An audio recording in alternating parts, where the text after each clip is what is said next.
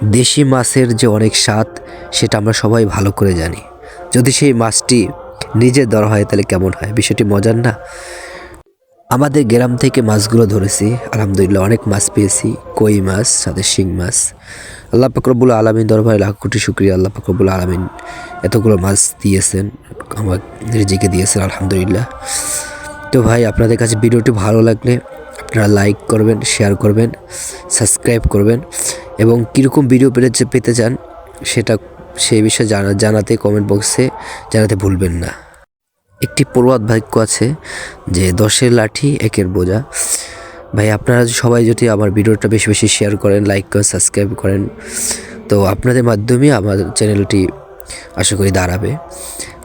সবাই লাইক করবেন, কমেন্ট করবেন এবং সাবস্ক্রাইব করে রাখবেন যাতে এরকম ভিডিও আপনার কাছে সবার প্রথমে যায়। আর কীরকম ভিডিও আপনারা পেতে চান সেটা কমেন্ট বক্সে জানাতে ভুলবেন না কিন্তু। সবাই ভালো থাকেন, সুস্থ থাকেন। আসসালামু আলাইকুম।